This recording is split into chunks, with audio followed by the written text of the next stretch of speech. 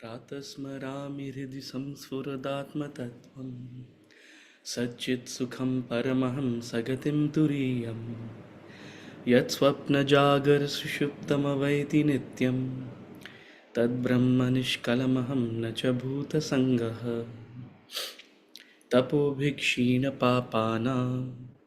शान्तानां वीतरागिणां मुमुक्षूणामपेक्षोऽयम् आत्मबोधो विधीयते बोधोऽन्यसाधनेभ्यो हि साक्षान्मोक्षैकसाधनं पाकस्य वह्निवज्ञानं विना मोक्षो न सिद्ध्यति।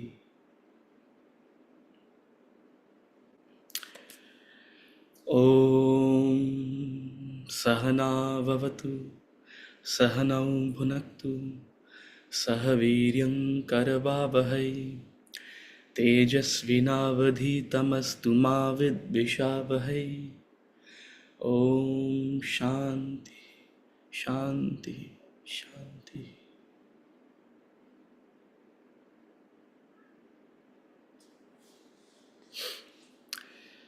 We'll chant from verses 26 to 30. Chapter 9, verse number 26 to verse number 30.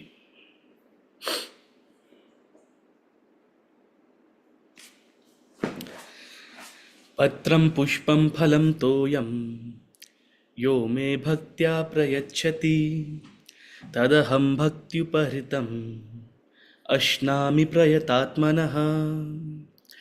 पत्रं पुष्पं फलं तोयं यो मे भक्त्या प्रयच्छति तदहं भक्त्युपहृतम् अश्नामि प्रयतात्मनः। यत्करोषि यदश्नासि यज्जुर्होषि ददासि यत्पश्यसि यत्तपस्यसि कौन्तेय तत्कुरुष्व मदर्पणम्। यत्करोषि यदश्नासि यज्जुर्होषि ददासि यत्तपस्यसि कौन्तेय तत्कुरुष्व मदर्पणम्। शुभाशुभफलैरेवं मोक्ष्यसे कर्मबन्धनैः सन्न्यासयोगयुक्तात्मा विमुक्तो मामुपैष्यसि। शुभाशुभफलैरेवं मोक्ष्यसे कर्मबन्धनैः सन्न्यासयोगयुक्तात्मा विमुक्तो मामुपैष्यसि। समोऽहं सर्वभूतेषु न मे द्वेष्योऽस्ति न प्रियः ये भजन्ति तु मां भक्त्या मयि ते तेषु चाप्यहम्। समोऽहं सर्वभूतेषु न मे द्वेष्योऽस्ति न प्रियः ये भजन्ति तु मां भक्त्या मयि ते तेषु चाप्यहम्।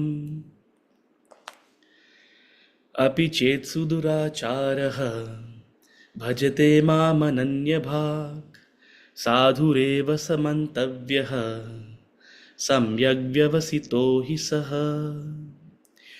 अपि चेत् सुदुराचारः भजते मामनन्यभाक् साधुरेव समन्तव्यः सम्यग् व्यवसितो हि सः।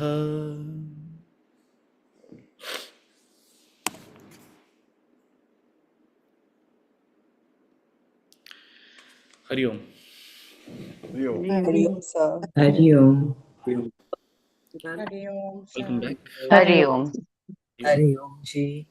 हरि ओम। Hari Om. Hari Om. Take up questions. I don't even know how many questions we have now. Hari Om. Hari Om. Hari Om ji. Hari Om.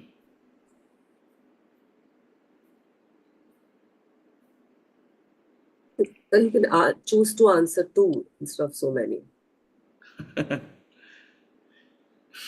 I think I'll go through them very quickly. Okay, questions for next class. Verse number 22. A seeker must maintain.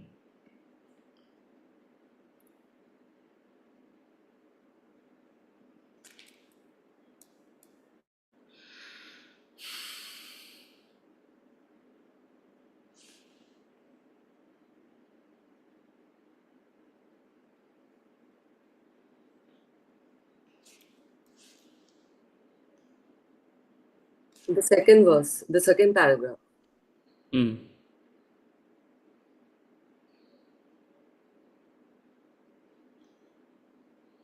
Okay.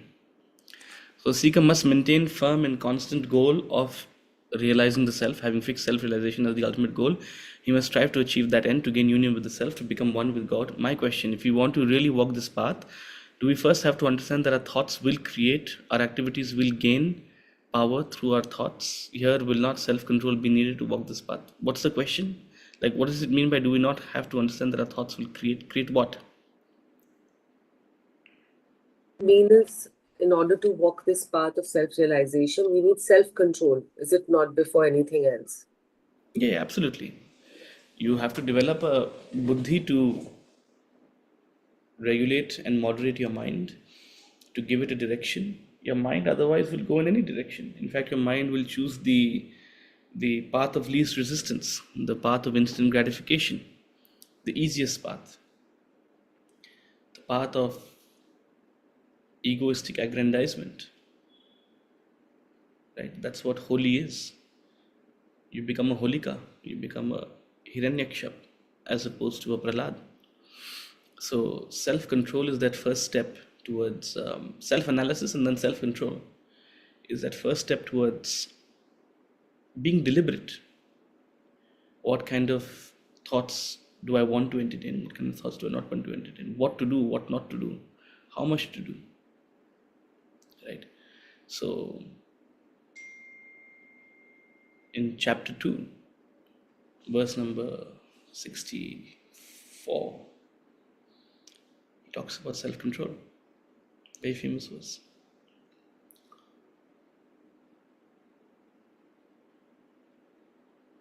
So definitely you need self-control. In this verse, when God says he will only be responsible for procuring what is not procured and protecting what is not procured, isn't it a way success is already being assured if you follow true sankalp, shraddha, and upasana? Absolutely. So what he's saying is that if you have these three ingredients, which is a higher goal, a sankalpa, a dedication to pursue that goal, and a spirit of an attitude of gratitude, a spirit of devotion and dedication, you're going to be assured success in that.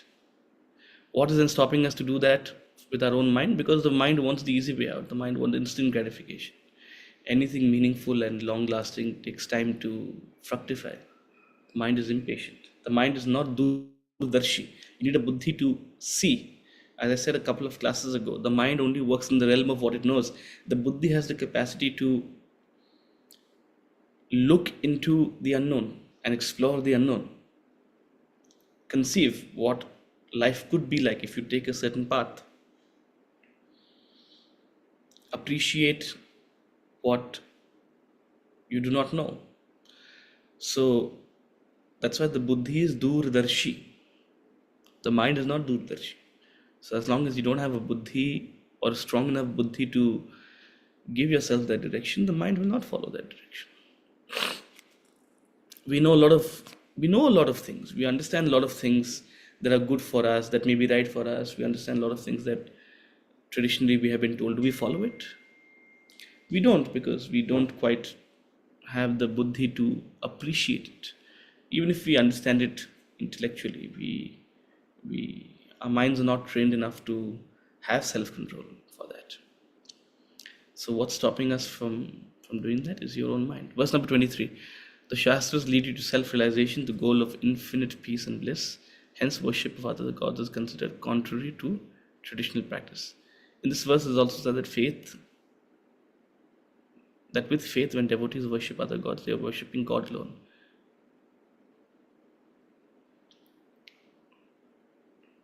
Yeah, so he's saying that it is literally when the verse says that you are worshipping me alone, although it is contrary to traditional practice. Traditional practice, in a sense of, if you look at the chronology of the Vedas, where you look at the development of the idea of God, ultimately the Vedas are telling us to seek that unmanifest, seek Brahman.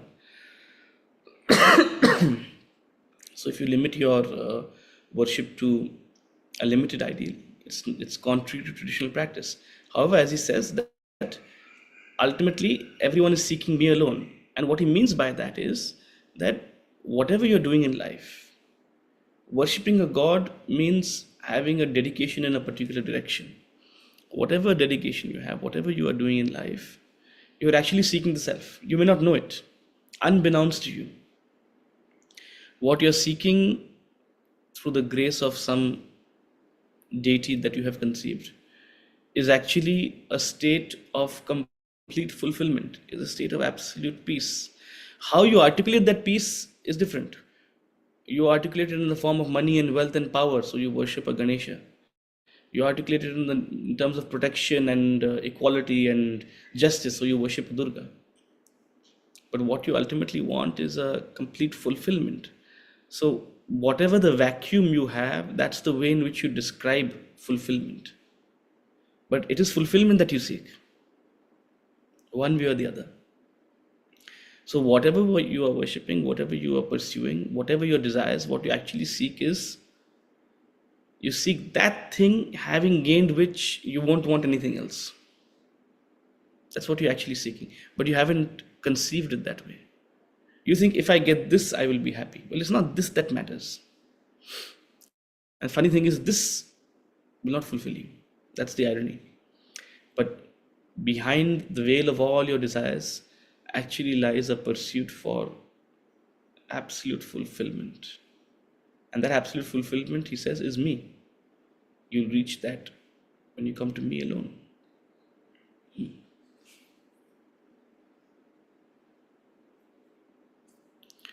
Verse number 25.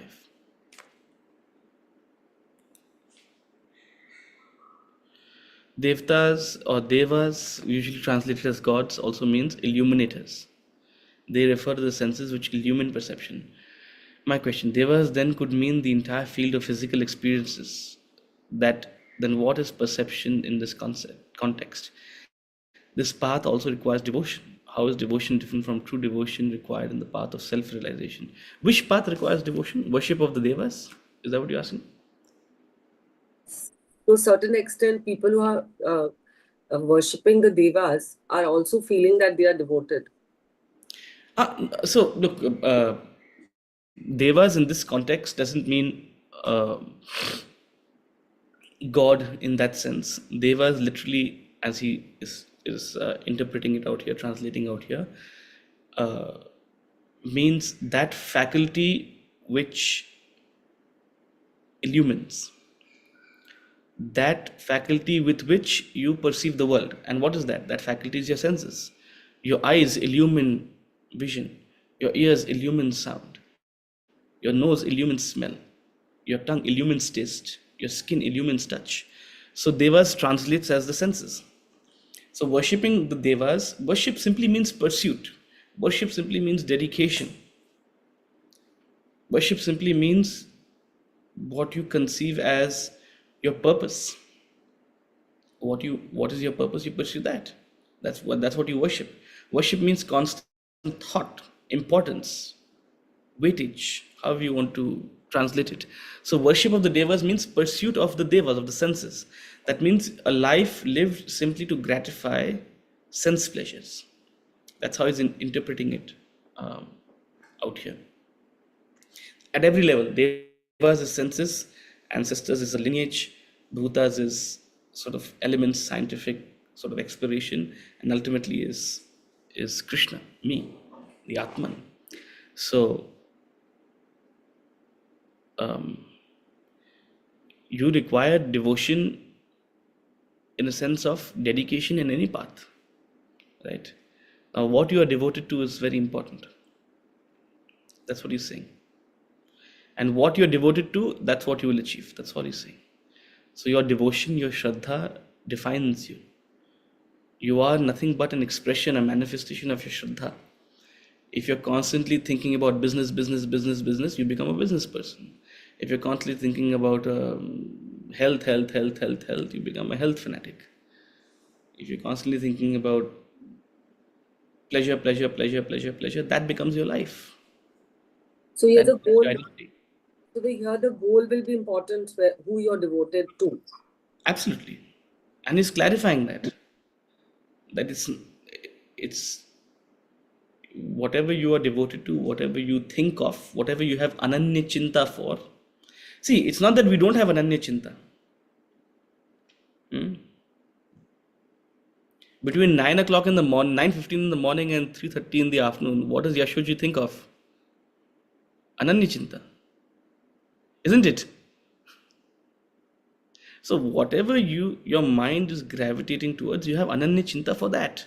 Whatever you value, that's what you have worship for. That's what worship means. The entire spiritual journey is a shift of worship, in that sense, right?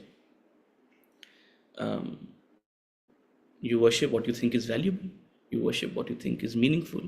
You worship what you think is important. You worship what you think will get you what you want, right? So what is it that you want?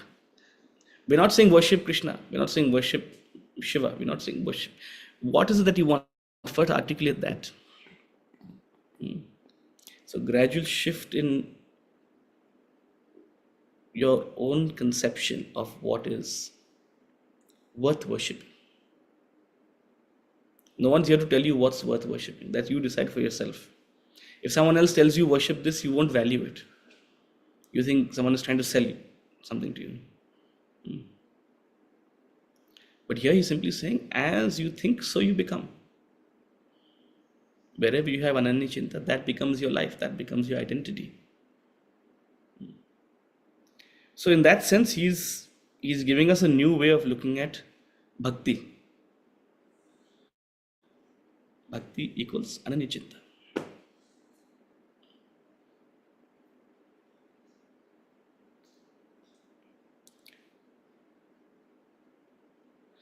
If you think God is a means of achieving something else, you're not worshipping God, you're worshipping that thing. You're simply using God as a conduit.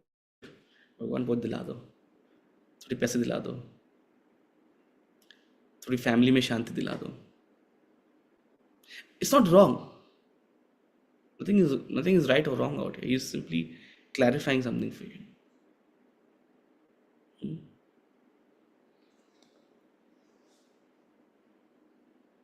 Thank you.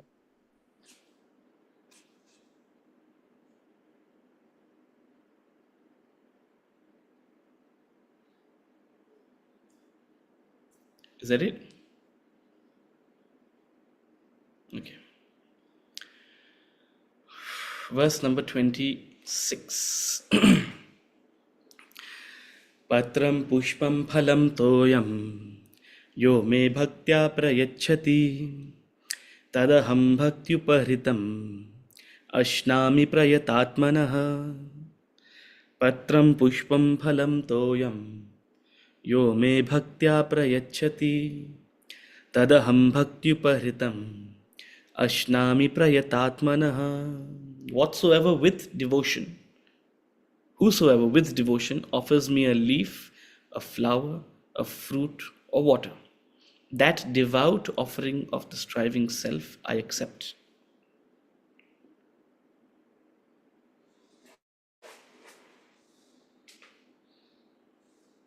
Memorize this verse. Patram pushpam phalam toyam yo me bhaktya prayachati. Whosoever with devotion offers me a leaf, a flower, a fruit, a water, or water, that devout offering of the striving self I accept. More than what you offer is the devotion with which you offer. That's what's important.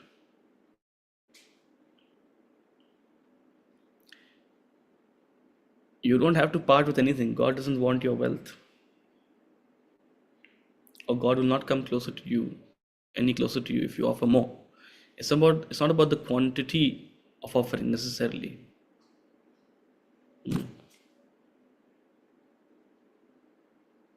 You can chant 1008 malas of Om Namah Shivaya, Om Namah Shivaya, Om Namah Shivaya, Om Namah Shivaya. That's an offering, right?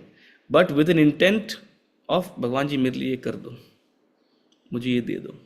That's the thought. That's the intention. Where's the bhavna in that? So he's saying what matters more than what you offer or the quantum of what you offer is the devotion, the bhakti bhavna with which you offer it. Bhakti uparitam, the devout offering. Very simple. You can take to the Lord a leaf, a flower, a fruit, water, and that's precisely what we do in our rituals, right? The Panchopchar, we offer simple things. Gandham, Pushpam, Naivedyam. Doesn't have to be very often, doesn't have to be very complicated. Work on cultivating bhakti, work on purifying your intention. That's what will bring you close to God. Many places they have interpreted, including here, they have interpreted leaf, flower, fruit, water in a particular way. Leaf represents actions. When you think of a tree, what is that part of a tree which is doing most of the work, so much of the work? It's the leaf that is constantly active. And in doing the work, it sacrifices itself. It falls away. It plays its part. So leaf represents your actions. Are you offering your actions to the Lord? Brahmarpanam. A flower, the scent of a flower, remember, I've drawn your idea to this. Vasana comes from vas. Vas means smell. A flower has a smell, a distinct smell. That's how you identify. It's a rose. So a flower represents your vasanas, your identity, your ego. A fruit represents the culmination of those vasanas, the collective vasanas, your entire identity. And water has been interpreted as to mean the body, the crystallization, the form given to a certain entity. A fluid changing form, but a form nonetheless. Are you offering your thoughts, emotions, and actions? That's what matters. So your prayer, your worship has to extend beyond the 20 minutes you are in the puja.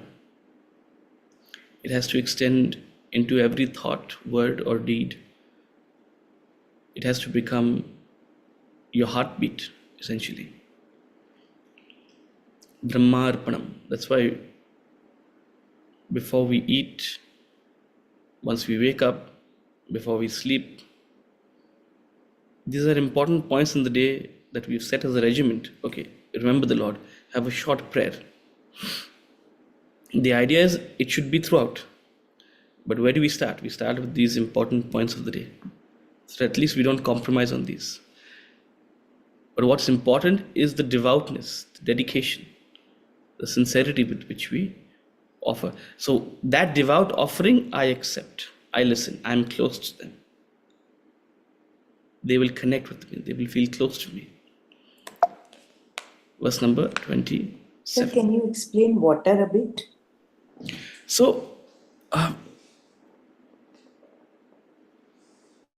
water is interpreted as that which has a form.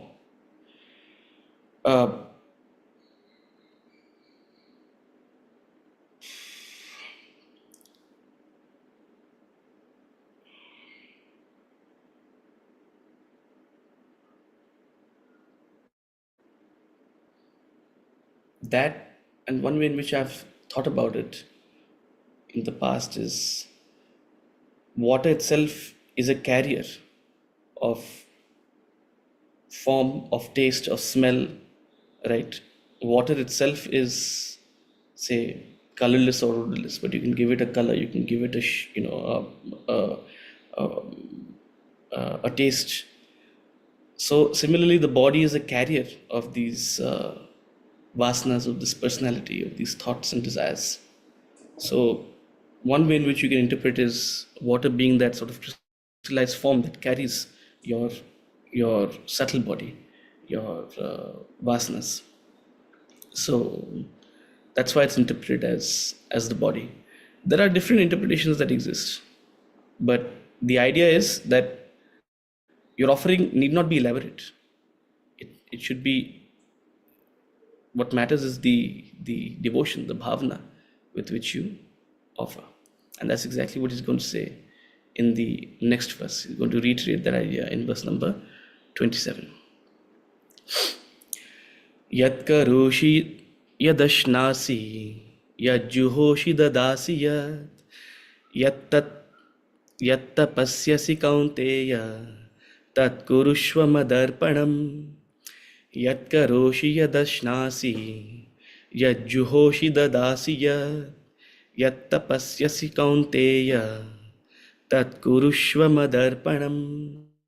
Whatever you do, whatever you eat, yat karoshi, yat ashnasi, whatever you offer, patram pushpam phalam toyam, whatever you want to offer, gold, you want to offer food, you want to offer dry fruits, whatever you want to offer, whatever you give, whatever austerity you perform, whatever tapas you do, whatever fast or a sort of a firm vow that you take, whatever you do it as a offering to me. Madarpanam, arpan karu. Mat arpanam. So the idea is that you are giving me your effort, you are giving me your tapas. There's no expectation of a return. It's in fact you're paying back. You consider yourself, as Hanuman says, Deha bhavena dasosmi. I am a dasa of the Lord. So it's not that I'm cutting a deal with the Lord. Oh, I'm doing so much, you give me XYZ in return. No, it's an offering. It's done with an attitude of gratitude. Bhakti is not a beggary. Bhakti is not about asking the Lord for something. Bhakti is recognizing the grace of divinity in our lives. It's recognizing the innumerable blessings that we have been showered with. If you focus on the glass that's half empty, you'll be constantly complaining and agitated. But if you focus on what you have received, you'll be filled with an attitude of gratitude. And that's the problem with most people. We only focus on what's not working out, what's not been given, what's been missing. Incidentally, that's also a blessing. So, bhakti bhavana is not about giving the Lord something to please them and expect something in return. Oh, may they bless me. Their blessings are already with you. And that's what will fill you with bhakti bhavana. Where does that bhavana come from? It's not you identifying, oh, this is a very important entity. Let me please them so that they'll give me what I want.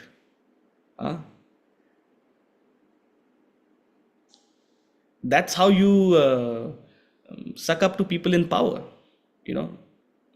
That's how you suck up to politicians. God is not a politician. A politician has your devotion only because they hold that power. They are sort of the gateway, to getting things done. Don't reduce God to a politician or an entity of power. The bhavana in you, the devotion in you, the bhakti bhavana in you arises from an attitude and awareness of what you have received. And therefore, you are offering yourself. My thoughts, my emotions, my perceptions, my actions. I am your dasa. I am simply doing your work. I am playing my part because you have sent me to play my part. Play this part. You are charting the course of my life. You know best what is meant for me. That's bhavana. So whatever you do, whether it is an action, a perception, an emotion, a thought. Whatever you eat, whatever you offer, whatever tapas you do, whatever austerity you do it as an offering. You're repaying. Nothing is yours. You belong to the Lord. That's the bhavna. After hearing this, who wants to be a bhakta? Who wants to be a devotee? नहीं, ये तो very unfair deal. God is asking too much of me. That's why bhakti is not an easy path to walk. It completely annihilates your ego. It asks for everything of you. It asks you to develop complete surrender.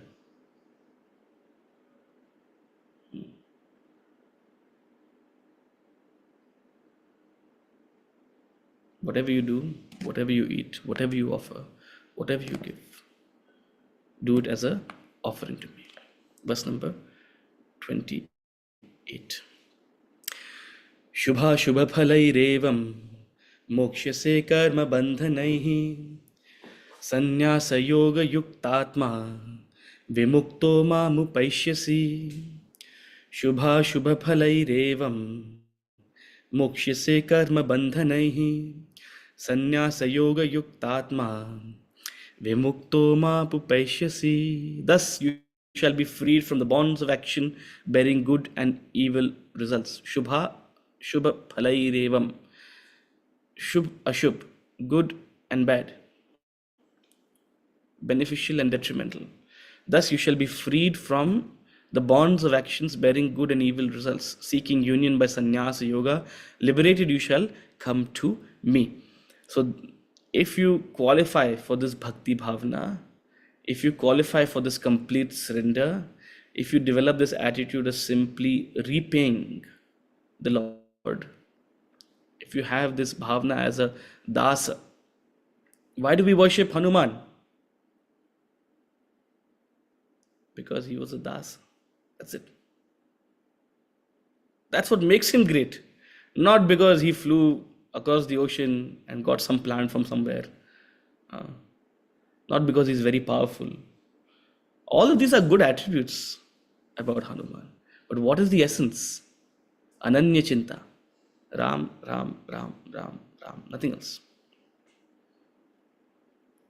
He completely surrendered himself to the Lord. And this is the way to freedom.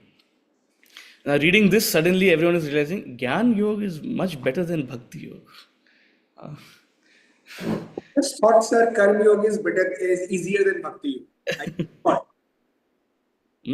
But you're thinking of them as separate paths. Karma Yoga requires this from you. This is what Karma Yoga is. This translated into action is Karma Yoga. So far, all these concepts, they seem complicated, but they seem easier than this. So this is the way to freedom from the bonds of action, from the entanglements of karma, from the entanglement of your ego.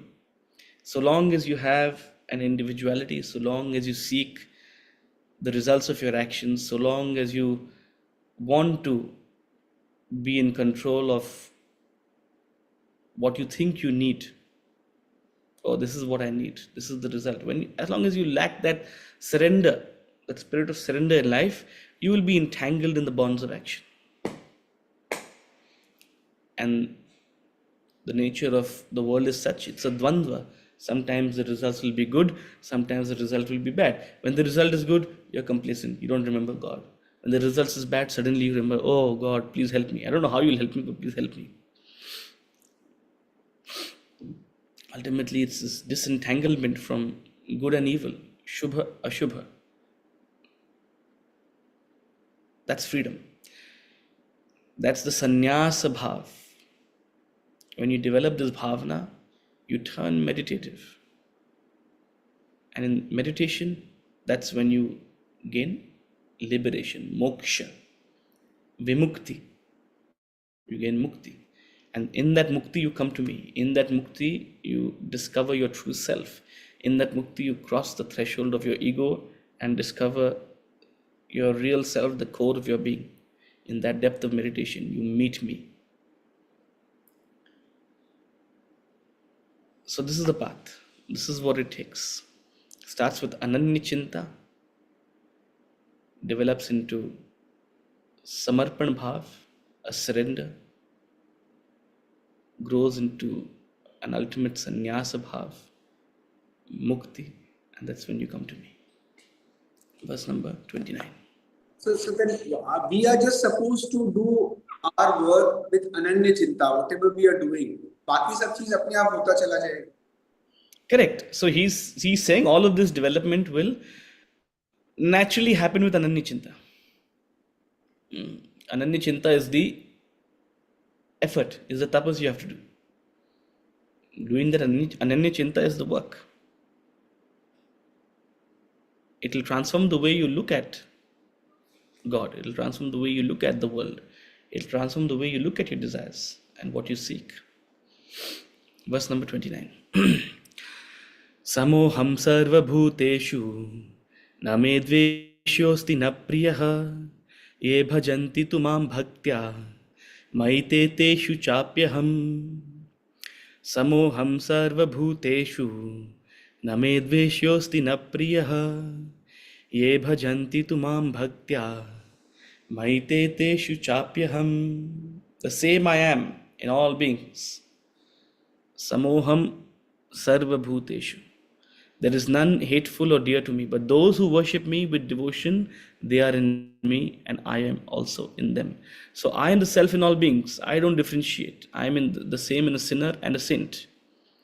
There is none who is actually hateful or dear to me. It's not that I really have a preference. You do what you want to do. Yatha ichhasi tatha kuru.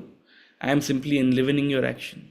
But those who worship me, they are able to come close to me. They are able to recognize me. They are able to be connected to me. They are in me and I am also in them. It's not that I am not in those who don't worship me, but they don't recognize that I am in them. I am also in an Asura. I am also in Hiranyakashipu. I am also in that most evil of people. But it's just that they don't recognize me. They refuse to recognize me. They are too consumed by their ego, by their individuality. As they purify themselves, they recognize that I am in them and they come close to me. They become part of me. They are in me. So this is just opposite to the verse 5.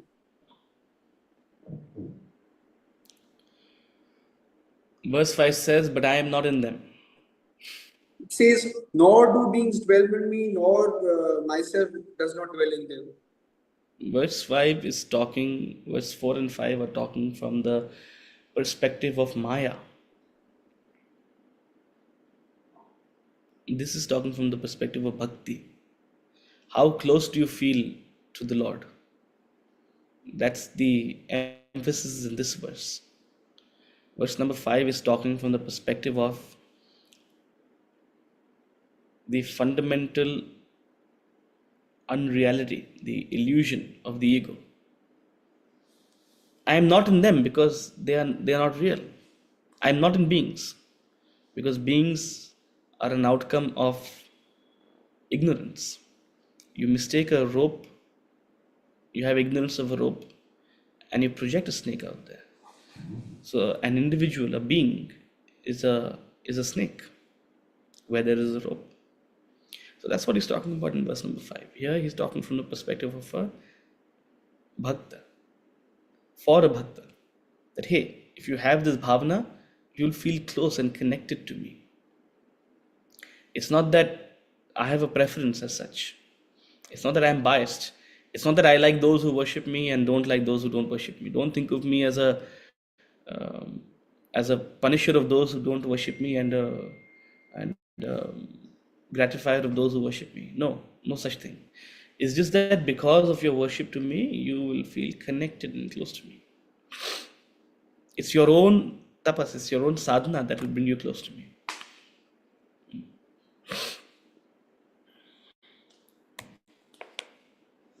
Verse number 30. Sir, may I?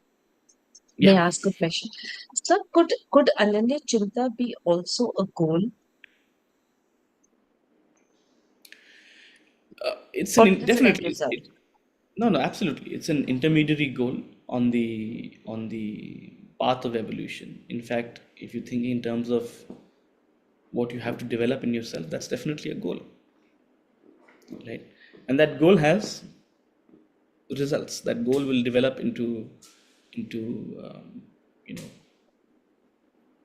bhakti. That goal will develop into oneness, however you want to see it. But yes, you can see it as a goal, right? Just as and it's a very important milestone on your spiritual journey. The See, when you talk from the lens of bhakti, Ananya Chinta is the path and the goal. When you talk from the perspective of Dhyanam, silence is the path, silence is the goal, right? So the the way to reach the goal is to actually emulate it. The way to reach the goal is to actually practice it to whatever extent possible. How do you practice Ananya Chinta? To the extent you can be conscious, dismiss unnecessary thoughts. You don't have total control over the flood of thoughts that enter your mind. But the extent to which you can be conscious, the extent to which you can recognize this thought is not helpful for me. This thought is taking me away from the Lord. This thought is contrary to my spiritual goal. Dismiss it.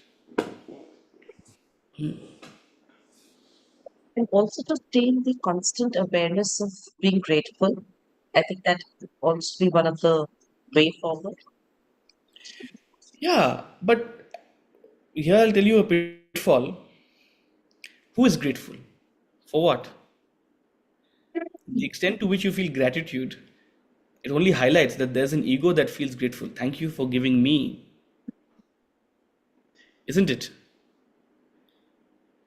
If Rashi obsesses about thank you for giving me, it's only highlighting the me.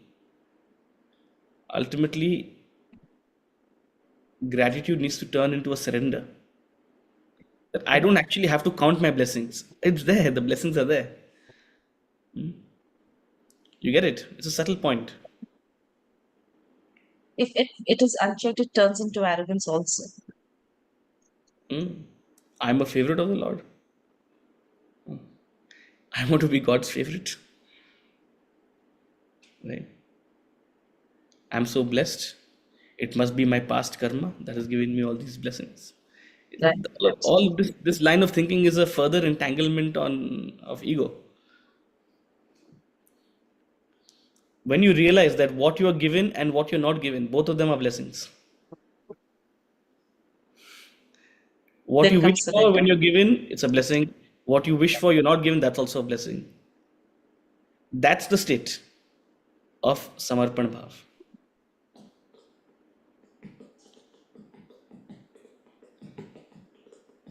Can you feel gratitude when your mind is dissatisfied? That's a test of your surrender. That's when you know you've disassociated gratitude from ego.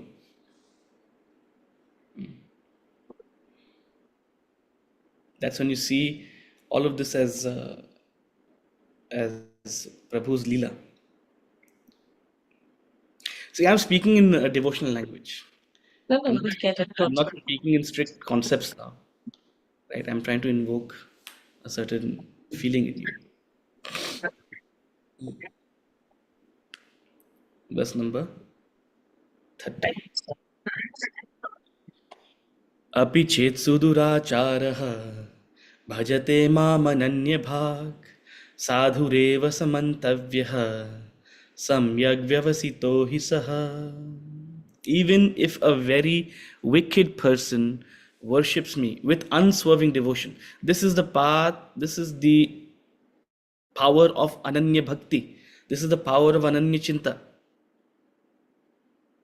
Even if a very wicked person worships me with Ananya Chinta, Ananya Bhakti, unswerving devotion, He too shall be regarded as righteous indeed, for he has rightly resolved. What matters is the direction you're taking in life. If you're really accomplished but have turned complacent, you're moving in the wrong direction. In chapter 5, he says, even the greatest of all sinners can cross over this ocean of samsara with the raft of knowledge. In chapter 5, he says that. This is a parallel verse. He's talking in terms of bhakti. Means the idea of karma, bhakti, jnana, yoga. Collectively, this is the power that even a very wicked person, even a very sinful person can have a transformation if they follow this path.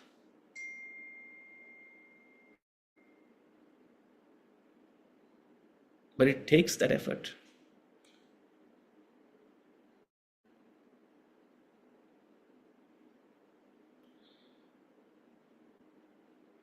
So he too shall be regarded as righteous. Such a person is also righteous. No doubt, no matter what they have done. Of course, they have a lot of blemishes in their personality because of what they have done. But if they've taken this right turn in life, genuinely, they are righteous. A person who has committed a lot of mistakes, but recognize the mistakes, that's what's important, isn't it? As opposed to who's not committed mistakes. See, when you're hiring someone, a lot of times at work also, people who worked for us in the past and then gone sort of, job shopping and maybe done some wrong things, or while they were there, they made some mistakes. They had, some blemishes in their tenure. One thing is to just dismiss them. No. When they were here, they caused XYZ problems. But you must keep an open mind. As they say, you must take fresh measurements every time. Because the growth that comes in a person when they introspect and recognize the consequences of their action, that is far, far more valuable than someone who hasn't made a mistake yet. The known devil is better than unknown devil, isn't it? That's what we say. Because the known devil is trying to change themselves. Of course, you recognize change is not easy. Of course, you recognize people are susceptible to repeating those same errors or have a certain personality. But if you can be transparent, if you can develop that transparency and that connection, if they can open up to you on their reflections, it's a far greater asset. So even a very wicked person, and who is not wicked? We're all wicked in our own ways, especially in private when no one is watching. Some of us are very wicked.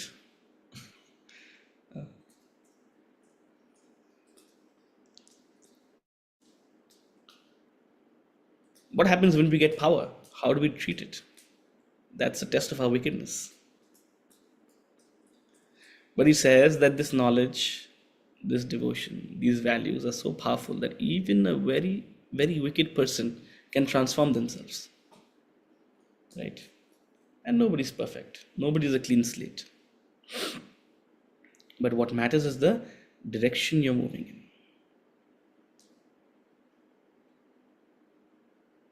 Such is the power of Ananya Bhakti. Verse number 31. Kshipram bhavati dharmatma shashvachanti nigacchati kaunteya prati janihi name bhaktah pranashyati. Kshipram bhavati dharmatma shashvachanti nigacchati kaunteya prati janihi name bhaktah pranashyati. Name bhaktya pranashyati. My devotee never perishes. Who? Soon he becomes righteous and attains eternal peace. O Kaunteya, know for certain that my devotee never perishes. Go back to chapter 6, verse number 40. I'd asked you to memorize it. Durgatim tat gacchati. Na durgatim tat gacchati. My devotee never comes to grief. O beloved, if you do good, you will not come to grief. And here he says, my devotee never perishes. In a similar vein, in chapter 3, he says, or rather chapter 2, he says, no effort is lost on this path.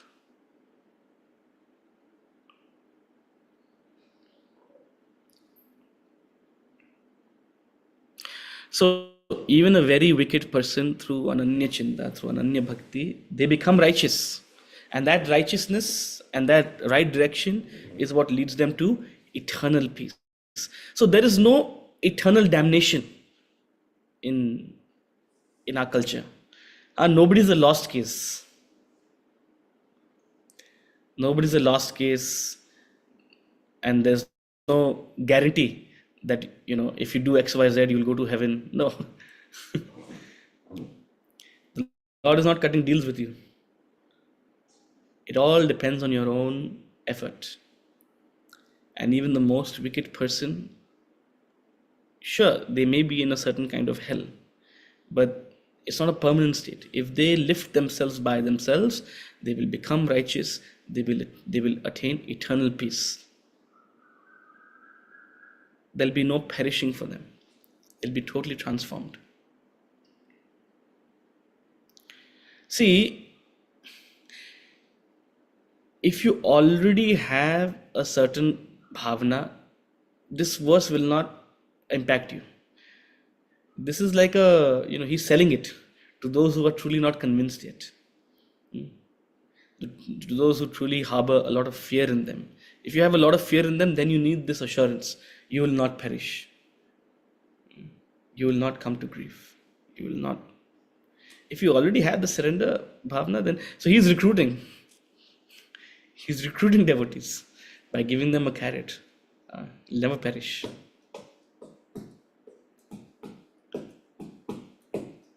So, don't look for logic here.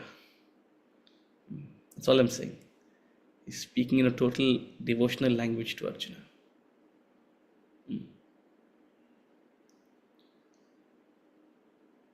When you take control of your life, nothing can impact you. That's what he means.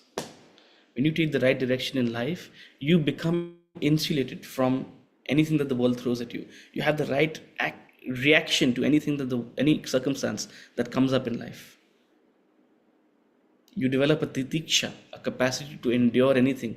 That's what he means by you will not come to grief. That's what he means by you will not perish. Because the jnanam, the bhakti will insulate you, will strengthen you. It's not anything else. It's not God having certain grace on you. No. Through your own tapas, your own effort, you will shield yourself. So soon he becomes righteous. Soon means I don't know how soon. It may take a while. Depending on how wicked you are. Don't become result oriented. 3 years I've been taking this class. Soon is not coming only. Soon is dependent on the quantum and the urgency you have. The quantum of effort and the urgency you have. If there's no urgency, soon will take a long time. He says, Kshipram. If you really want enlightenment, he says, it takes as long as it takes for a needle to pierce a rose. You know a petal, a rose petal, it's so soft. Try to pierce a needle through it. It's like effortless. It's like it slides in. How long does it take to attain moksha? He says, as long as it takes for a needle to penetrate a rose. And elsewhere he says, it takes bahunam janmanam. All depends on your urgency. If you're a Ramana Maharishi, 1 week guarantee.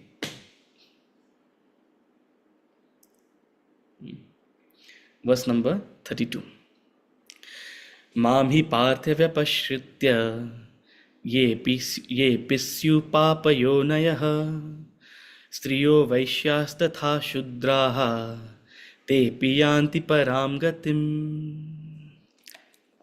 For those who take refuge in me, O Partha, though of sinful birth, women, Vaishyas, and even Shudras, they also attain the supreme goal.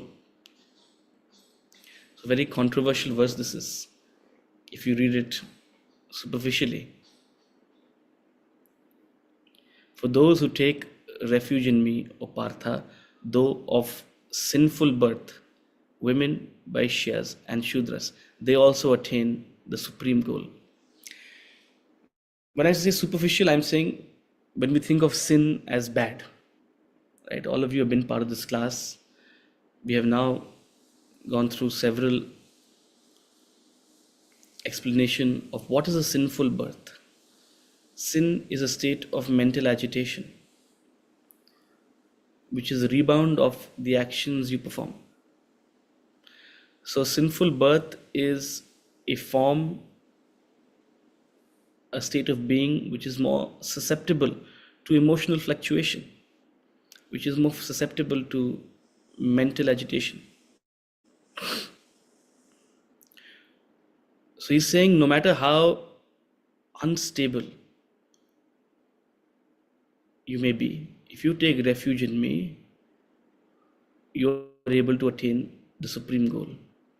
Now, over a period of time, any society, any imperfect society develops all sorts of rules and practices, right, which may not be entirely just, right? Every society comes with its certain practices and regulations. But this perhaps may have been written at a time when there were such social limitations, or there were such preconceived notions, right? Not only as far as your gender, but even as far as your caste, right? Natural limitations placed on what you can do, what you can't do. But this verse is reassuring in that sense, because it's trying to break that barrier. It's saying it doesn't matter. Certain conservative, orthodox, scriptural notions may limit what a woman can do, a Vaishya can do, a Shudra can do. But this is a path which is for everyone. This is a path by which anyone and everyone can attain the supreme goal. Nobody is exempt, and nobody is prevented from walking this path. Women represents a feminine nature, the feminine rooted in Prakriti, and the aspect of you which is feminine gravitates towards attachment, gravitates towards dependency, gravitates towards preservation, gravitates towards nurturing. Whereas the masculine in you seeks to break free, seeks liberation, seeks freedom. So, in that sense, where there is attachment, where there is a sense of dependency, there will be agitation. Similarly, who is a Vaishya? A Vaishya is one, later in chapter 18 he'll describe. A Vaishya is one who is primarily Rajasic and with a good proportion of Tamas. Very little Sattva. Similarly, a Shudra is one who is primarily Tamasic, some Rajas, very little Sattva.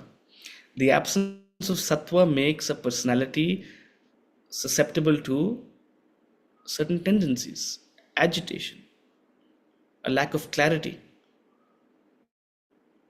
a lack of taking onus and leadership. So in that sense, while such a temperament may not work for other spiritual endeavors, here is a path, Ananya Bhakti, where everyone is qualified. For those who take refuge in me, they also attain that supreme goal. So when you see this verse in this lens, I understand it can still be a little unsettling, especially if you're reading it for the first time, or especially if you have no background. In fact, this is one of those verses which is quoted, if anyone wants to criticize the Bhagavad Gita. Look at how they've talked about women. Look at how Arjuna's talked about women in the first chapter. But you have to see it with this depth, with this background in Guna with this background in Sattva, Rajas, Tamas, when you see it from that lens, and of course, when we clarify what is a sinful birth, papaha, agitation. When you look at it from this lens, it makes much more sense. There are 2 verses left in this chapter. I'm going to quickly run through it so that we start with chapter number 10 in the next class.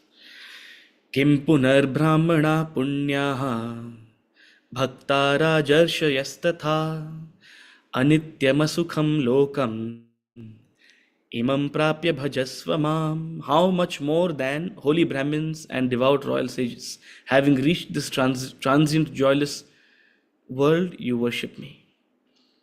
So compared to a sinful birth, compared to a birth with a temperament that is not suited for sort of a meditative practice, how much more?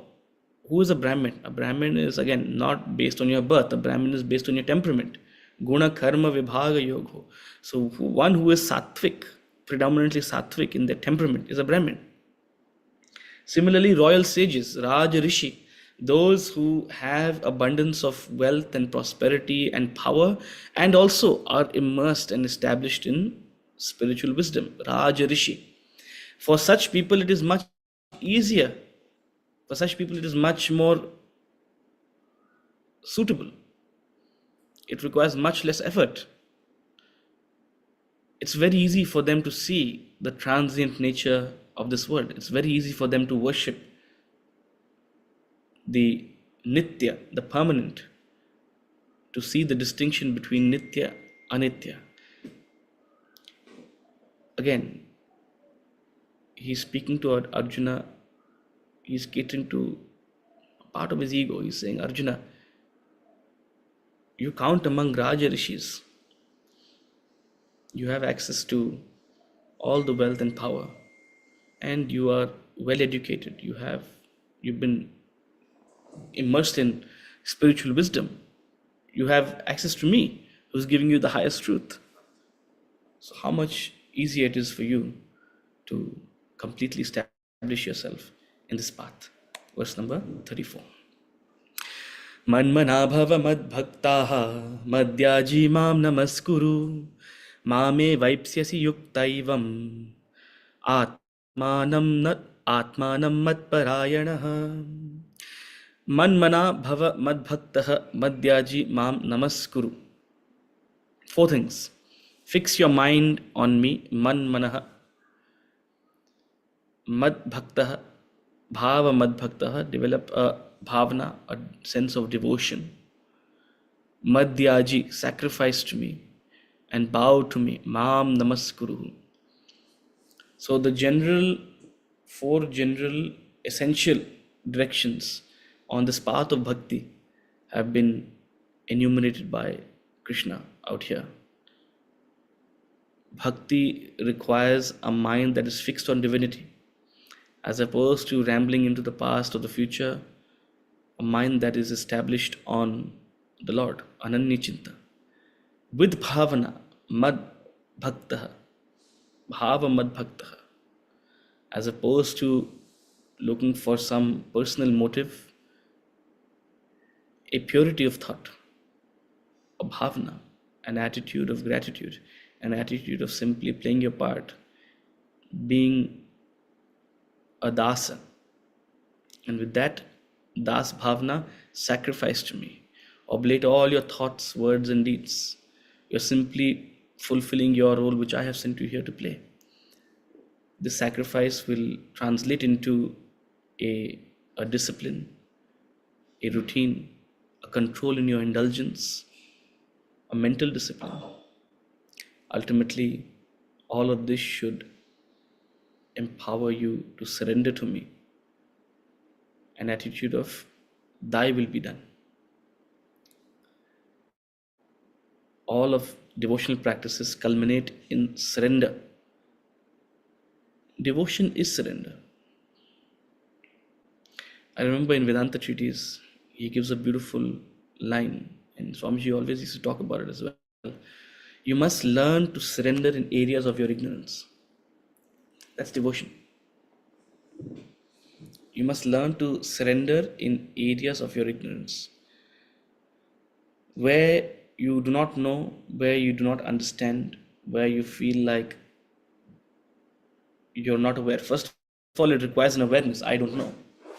And there you must surrender. For example, if you're going to a doctor, you must surrender. Of course, do your primary verification, do a little bit of a background, be educated, no doubt about it. There's some doctors who feel offended if you check Google. It's not wrong to check Google. You should have your background, but also understand that having picked a certain doctor to surrender to, you must follow their guidance. That's surrender. Do what they bid you to do. Otherwise, people are going for second opinion, third opinion, 10th opinion. So you must learn to surrender, and that's what bhakti is. Bhakti ultimately is a attitude of surrender. So these are the general guidelines on the path of bhakti. Man mana bhava mad bhaktah madhyaji mam namaskuru. Such a person will attain the supreme goal. Taking me as the supreme goal, you will come to me. I am that supreme goal. Reaching me is your goal in life. So whether you're on the path of jnanam or bhakti, they have a different way of articulating the goal. That's it. The goal is one. The goal is the same. You will come to me. That's the reassurance he offers. With that thought, we'll conclude today's class at this chapter. We'll chant the concluding mantra and the first verse to indicate that we will come back to this, because so much of it has gone over our heads, right? No matter how much we talk about it and discuss it, we will come back to it to study again. Om Tat Sad iti Srimad Bhagavad Gita Su Upanishatsu Brahma Vidyayam Yoga Shastre Shri Krishna Arjuna Sambade Raja Vidya Raja Guhyanam Yogo Nama Navamo Dhyayaha. We chant the first verse together, chapter 9, verse number 1. Shri Bhagavan Uvacha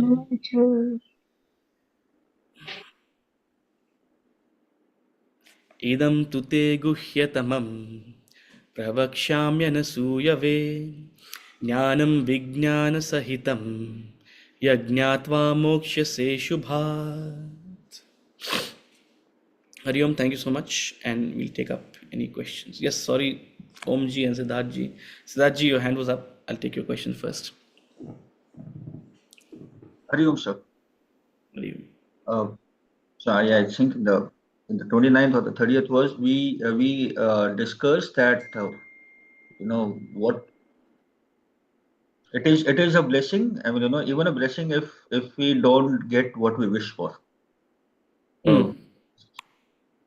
So in that, I had a question that when we are not getting what we wish, eventually, or at some point of time, we reach to a point where it becomes difficult to decide, is it a blessing that I'm not getting it, or should I just give a one more shot or a one more try, thoda sa try kar lenge, ho jayega. So that making a decision, I mean, just accepting that chalo theek hai, Bhagwan ka marzi hai, and fine, it is a blessing, or let me just push a bit more. See, again, this is a thin line, and here is where you have to use your buddhi. When we say that it's a blessing that you do not get something, we don't mean you don't put the effort. Maybe there's a lesson to be learnt out there as well, that no matter what effort you put, something is not meant for you. So he's not asking you to compromise on the effort or stay conservative. On the other hand, he also says you will only get what you work for. Exactly. Right? So you should not compromise on your effort, but at some point with your buddhi, you must reflect upon what is the cost of a certain action. And if something is not working out, do I need to surrender to the plan of nature that this is not meant for me? I'll use an immediate example that flashes to my mind. Someone was, again, medically, it's, some correlations are drawn, but someone was having difficulty to conceive for many years, and of course the limitations of medical practices maybe all those years ago, but they tried several artificial methods. They took a lot of medications to restore certain hormonal balances, this, that, etc., etc. And that medication, perhaps one may argue, took a real toll on them, you know which caused a very lasting impact on their health. This is someone I know. You can question, I mean, at what point do you surrender that, okay, I need to take a step back and reevaluate. Is this meant for me? Is my body meant for this? So that's where your buddhi has to come into the picture and assess and analyze that you may put in the effort, but what are the consequences of that effort? And is it actually, detrimental or counterproductive? So while there should be no compromise on your effort, your intellect must assess, what is the cost of that effort? And at some point, you must surrender to that which is beyond your hands. Do what is in your hands, but what is beyond your hands, don't try to meddle too much with nature. There's no fixed right or wrong. See, elsewhere in the Bhagavad Gita, he says you must do what is sahaj, what comes easily, what comes naturally to you. Right? So, if everything in your life is not easy, it means something is wrong. You're going against the flow of nature. Nature makes certain things easy for you and certain things difficult for you. For example, if you're pursuing action and success in a paradharmic field, that which is not suited to your nature, then you're going against the grain of your own personality. Now, you may put in all the effort, but you may not get the desired results. And even if you get the desired results, you will not get the desired fulfillment. That's the nature of paradharma. It doesn't satisfy you. You can sit and blame God for that. But that's where your buddhi has to come in and recognize this is actually not meant for me. This path is not meant for me. Right? So, while you shouldn't compromise on your attempts or efforts to gain what you seek, but your buddhi needs to analyze all these things. Correct. So it's the intellect and the buddhi that steps in at that point of time, and then we decide whether to give it a shot or just consider it as a blessing. No, absolutely. Look, your mind can sort of feign devotion as well. A mind filled with fear and doubt, self-doubt, can also say, no, this is not meant for me. God doesn't want this from me. So your intellect will come in and say, no, Baba, this is not your devotion. This is not your surrender. This is actually your mind, which is dwelling in self-doubt. That's different. A mind dwelling in self-doubt and reticent to put in effort is very different from a mind that is surrendered. Right? You don't surrender your action, you surrender the results of your action. When we say that what you don't get is also a blessing, that is what you don't get after putting in the effort. This is not before the action you're thinking, should I put in the effort? What's the point? I'm not going to get it. I'm not good enough for this. That's not what we're saying. This is not overthinking before an action. This is that spirit of surrender, having done what is in your capacity and realizing that nature is taking its course. Mischief thou art afoot, take thou what course thou wilt. The famous lines of Mark Antony and Julius Caesar. When Mark Antony was on the pulpit and speaking to the townspeople, he did what he had to. He tried to stir their minds. And once they were on their way to seek justice for Julius Caesar, he said quietly to himself, "Mischief thou art afoot. I have done what I had to. I have said the mischief.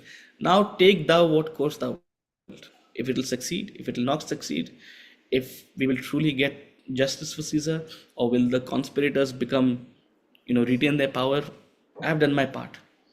So when we say that you surrender or you develop a spirit of a blessing, it's not a compromise on what you are doing, right? Your buddhi needs to analyze. Yes, sir. Thank you. Om ji, yes. Sir ji Hari Om. Hari Om. जब आप 32वां श्लोक पढ़ रहे थे तो मैं सोच रहा था कि क्या भक्ति एक सोप है जो हमारे सारे पापों को धो देती है? एक पहला क्वेश्चन तो ये था। दूसरा, जितने भी आपने ये श्लोक पढ़े हैं, पूरे टेररिस्ट जो दुनिया में भी पैदा हो रहे हैं, सबको यही डॉक्ट्रिन दिया जाता है कि तुमको भगवान मिल जाएगा, तुमको स्वर्ग मिल जाएगा, तुमको सारे जितने भी डॉक्ट्रिन अभी आपने बोले हैं। तो how it is different from a real भक्त who wants to achieve मोक्ष? उसमें और टेररिस्ट में क्या फर्क है? देखिए जी, doctrine I'll answer your second question first. We have said before, bhakti without jnanam can descend into madness, can descend into fanaticism. Jnanam gives the direction, knowledge gives the direction, right?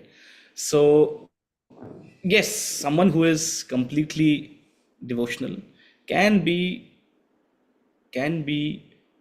manipulated, and the fear in people, the greed in people, the hate in people, the sense of disillusionment in people can be easily taken advantage of, right?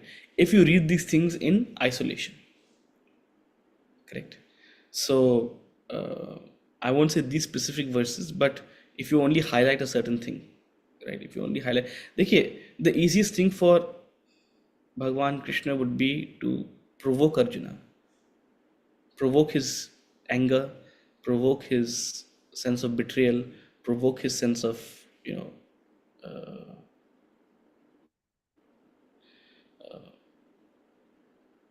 being उकसा रहे थे wronged upon. हाँ। But that's not what he's doing. वो ये नहीं कर रहे, वो अभी भी उकसा नहीं रहे हैं, right? So that's a fundamental difference. जहाँ वो fanaticism होता है, वहाँ उकसाया जाता है. यहाँ तो बताया जाता है, आप सोचो, what is right for you. आपको किसकी पूजा करनी है? यहाँ आपको देवों की पूजा करनी है, पितरों की पूजा करनी है, भूतों की पूजा करनी है, या मेरी पूजा करनी है? आप जिसकी भी पूजा करो वही आप पाओगे. So this is a total democratization, right? What is highlighting is that Ananya Bhakti is important. To get whatever you seek, Ananya Bhakti is what is important. So this is already a very measured sort of guidance, and not something that is simply to uksane ke liye. On your first question, does bhakti wash away our sins? If you look at it metaphorically, yes, exactly that's what it does. आपके मन को निर्मल बनाता है, right? And that is what it means to wash away your sins. मन को निर्मल करना, because आपके जो पाप हैं वो आपके लिए एक बैगेज बन जाते हैं. And there's no way you can shed all the baggage one by one. It's this bhakti bhavna, it's this samarpan bhavna. This is it's like a one-stop destination. ये करो, सब कुछ छूट जाएगा, right? It's like the ultimate cleaning solution. So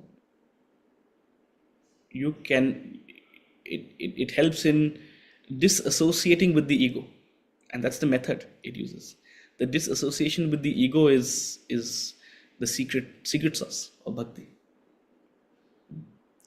Yes, Rituji. So a couple of things, Suchi, is this that of course, time and again we've understood, and you've also explained about paradharma. And today again, this controversial verse that came up about, the sections of women and Shudra, etc. So I somehow always feel, Alert I from mean, of system course, UI server. Low battery. so Hmm. I always feel that this interpretation in modern day time is wonderful. I mean, of course, that's the way one would understand, like you explained, Stree, who are their feminine nature makes them the nurturer, etc., etc., which might be a hindrance in their evolvement as a for self-realization, let's say. But I somehow, I mean, this question always occurs that this is an after. I'm sure when Sri Krishna said it, why would he want to say it like this, or whoever said it? Why this roundabout way of saying things? You know. So just that thought, which I wanted to share and discuss. Yeah. See, it really depends on your sort of the idea you connect with the cultural association of any text, right? Any there is dharma and mata in any scripture you follow. Mata is the prevailing opinion that relates to that time, perhaps, in which that text was written. Dharma is the essential, permanent, sanatan value which it is trying to convey, right? So, um, of course, we've been through a long and uh, you know sort of meandering history in our civilization, and not everything has been perfect. Especially when people think of, oh, India once had a perfect society, and they have all these, like, fairy tale ideas of what we were before we got invaded, or there was some kind of domination. No, we were a deeply, deeply fractured society, deeply fractured. And in fact, Yeah. we weren't one society, right? So, and every society has its imperfections or has its prevailing beliefs, but that's the vocabulary in the language with which you have to, perhaps, you know if I go and say something completely uh, uh, you know contrary to what the prevailing social belief is, what I'm saying will not be accepted or will not even have an impact. So I have to intelligently sort of quote what I say. I have to intelligently, perhaps, conceive what I say. On the outset of this, if you read this verse with a little bit of depth, he's not criticizing. He's only reiterating that this path is for all. Now, the prevailing social belief is that certain kinds of people are temperamentally unsuited for this path, right? It may have been that If sorry, it may have yes, been that sorry. prevailing religious traditions of that time had a certain kind of person, a certain kind of, I mean, those are social limitations that may have been a part of that time, right? uh, it's not possible necessarily for us to conceive, and even less to judge, you know but what we can all accept is that society wasn't by any means perfect. The endeavor was to reach perfection amidst the imperfections. That's what was the endeavor, right? And that's what's beautiful, that okay, here is a body of knowledge that has sought to unify, that has actually been practiced throughout a vast piece of land with hundreds of cultures, thousands of kilometers in sort of each direction, wherein a person sitting in north of India is practicing the same thing as a person sitting in south of India, with some minute differences. An entire belief system that brought together very diverse people, right? So, but that doesn't mean that okay, the society was perfect. No, it was actually finding a unification among a very fractured sort of system. True. Also, so in that, like I said, ye paradharma. Of course, in modern day time, the interpretation that best suits is what is your nature, what you're good at, or what's your temperament, what gives you joy, happiness, etc., etc. But primarily, I feel at that time maybe he was only talking about the caste hierarchy that prevailed in the society. Maybe. Now, again, I don't know. And look, honestly, there is such little we know about anything about historically what was society like. But we are, we tend to disproportionately associate the past with recent interpretation, both good and bad, right? Um, in the same text, he clarifies vehemently your varna is based on your guna and karma, right? So clearly, he's not limiting castes to a certain birth based lineage, right? Um,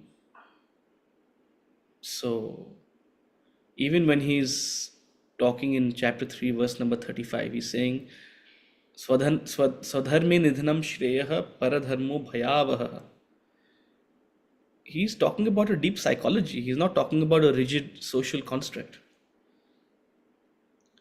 Swadharme nidhanam shreyah. Even failure in Swadharma is good for you. Even failure in Swadharma, he's talking about a psychological thing. That if you're doing something aligned with your nature, with your passion, with your temperament, you may not succeed. But it will that journey, that exploration will still be very fulfilling to you. As opposed to following a paradharma, which you may get worldly success or you may get sort of a accomplishment in the eyes of the world, but it will be soul sucking. It'll fill you with fear of what is my purpose, what am I here for, what am I doing with my life. इसमें मजा नहीं आता. But You have a midlife crisis.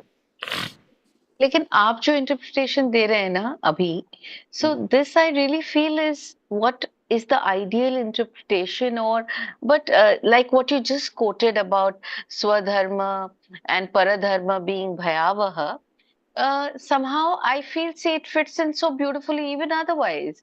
Ki, that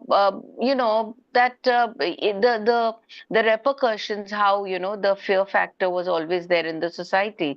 That if you jump over, if you cross your varna hierarchy, you'll go to hell. That kind of a thing, bhayavaha. See, first of all, as I said, we tend to interpret past with a recent interpretation, right? We tend to relate to the past with a recent interpretation, especially since we've been to a certain colonial idea of caste. We have that idea about a prehistoric sort of civilization. If you still feel like that, I would urge you, go and read chapter 3. Go and read chapter 3 from verse number 26 all the way to 35, 36, and see if you get that, even an inkling of that feeling. Because nowhere has he mentioned birth-based varna, nowhere has he mentioned a fear, nowhere has he mentioned a social sort of staying aligned to a social practice. In verse number 9 onwards in chapter 3, he talks about yajna. That's the emphasis of the chapter. So you must do your swadharma in the spirit of yajna. So when you read that, you'll understand, okay, maybe my mind has been sort of, trained to think about my past in a certain way. Actually, there's so much more richness and depth and subtlety to explore rather than just, Incidentally, see, any society is subject to corruption. And for example, if you take Shastram Pramanam Asti, no Shastra talks about Jati. No Shastra talks about the various subcastes. No Shastra talks about OBC and backward. I mean, right? They talk about 4 Varnas. And even in texts like the Bhagavad Gita, they've clarified what is Varna, Guna, Karma. But it's so hard to, where there is attachment, there will be manipulation. Right? If if someone is a Brahmin, but even there may be a little bit of tamas in them, they'll be attached to the lineage. Oh, my child should also be a Brahmin. Why? Because there's attachment. So corruption creeps in any society. It's sustaining a value requires effort. Sustaining a certain purity requires effort. Otherwise, everything descends. And where there is a perfection, there is complacency. So naturally, the trend is to become complacent and you see, it's like, when you get a lot of money, you stop thinking about every penny. Then you start developing certain habits, and before you know, sort of, you're spending a lot of money because there's a certain amount of complacency that's coming because there's, it's not something you have to think about. Same with values. If everyone is following good values, then okay, you may want to bend the rules, you may want to break some practices, this, that. But to your question, you should actually read and study the chapter 3, that portion. I don't see anywhere where it highlights sort of an adherence to a social custom that, oh, do it this way, and otherwise, there will be detriments, there will be consequences. See, of course I will. My knowledge is very superficial. But even when I was listening to chapter 3 and read a little bit about it, then I felt the yagya thing also, actually one would mean that whichever one you are, you do your bit for the social good. वो जैसे the yagya analogy where everybody is doing the ahuti and everybody is giving their bit. So that would mean whichever level you are on. But Whichever on one. what basis do you get your varna? Is it some powerful person in society deciding?